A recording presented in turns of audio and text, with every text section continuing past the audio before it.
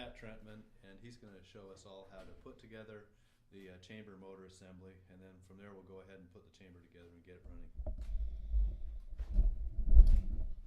Okay, so the first thing we're going to do is take apart the stuff on the post. You have a bolt and two washers, a plastic washer and then another bolt. We want to take the first bolt, the first metal washer and the plastic washer off first. And then we're going to put the post into the hole, the smaller hole beside the larger shaft hole. And then put the plastic washer on. Then the metal washer.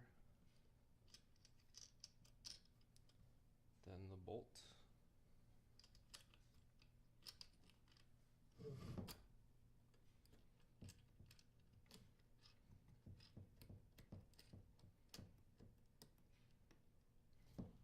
And then you can use a 7/16 wrench to tighten in the bolt here.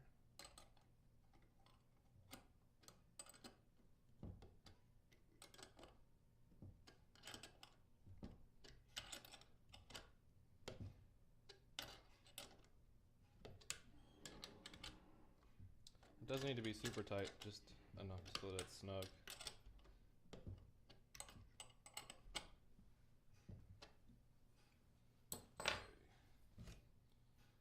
that good still?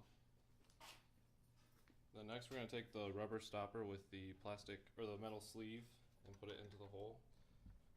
And you want to make sure that these white screws are kind of screwed out so that the sleeve doesn't hit the screws.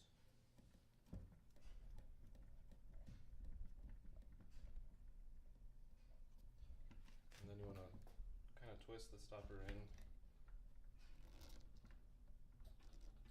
And you also want to make sure that the PVC tube, the pink tube, is kind of aligned with these white set screws. And then next we're going to place the motor shaft in, as well as, oh wait, then we're going to do the Place it on the side, yeah. Okay. Then place it on its side with the flattened piece facing up.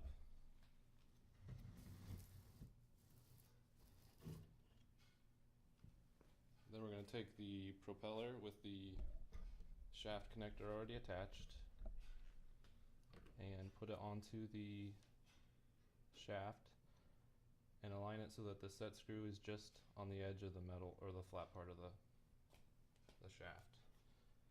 And we also need to be sure that there's enough space at the top that our spacer and motor connector are also going to fit on there. And then when you use the Allen wrench that we put into your kit to tighten the set screw, trying to make sure that the set screw is always on the flat part of the shaft. This one can be pretty tight as it tends to shake loose if it's not tight enough. You just don't want to bend so hard that you twist that hex nut. You're still on your side though. You still want to stay on your side here so it doesn't fall out. And you want to take the plastic the plastic spacer, put it on the end of the shaft. Then you want to take the motor connector with the top set screw kind of screwed in, and then attach that to the motor connector or the shaft. And then tighten the bottom one. On this step, it's helpful if you actually have the top of the two set screws in pretty far, farther than it needs to be, so that you can you don't slide that sleeve down too far over the shaft, and then it won't be able to connect to the motor in the next step. Okay, so now we want to set it up right and test whether the propeller spins freely. So that works fairly well. And then we want to tighten these white set screws so that they're holding the shaft in place and that it's not wiggling around.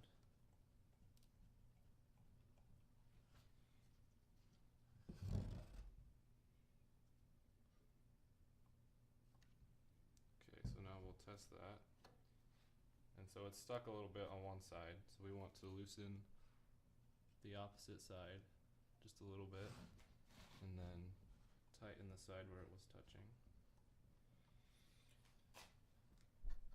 And that was a little bit too much. These screws don't need to be really super tight, but the nylon will strip out if you over tighten these screws.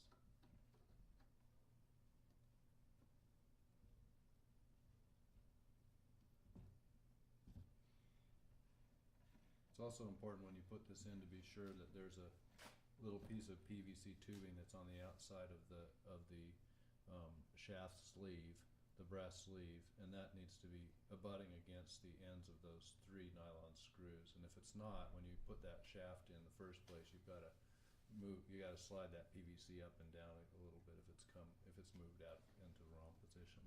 Yeah. So once these are all tight and the propeller is spinning freely inside of the PVC elbow, next we're going to attach the motor. And you're going to need to loosen this top set screw just a little bit. And make sure that the shaft isn't too far up into the connector that the motor can't attach properly.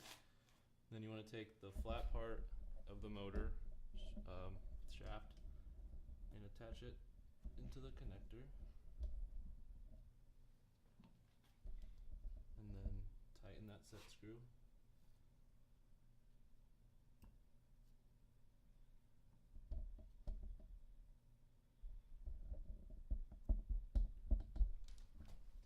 Then we're going to take this rubber band, pull it over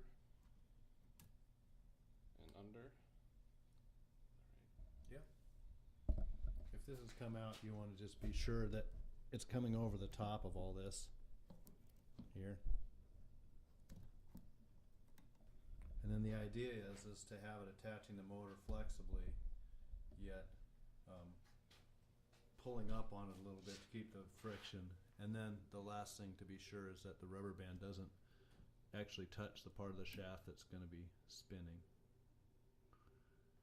Okay, so now we're going to move ourselves into the chamber room and actually put this in the chamber and get it running.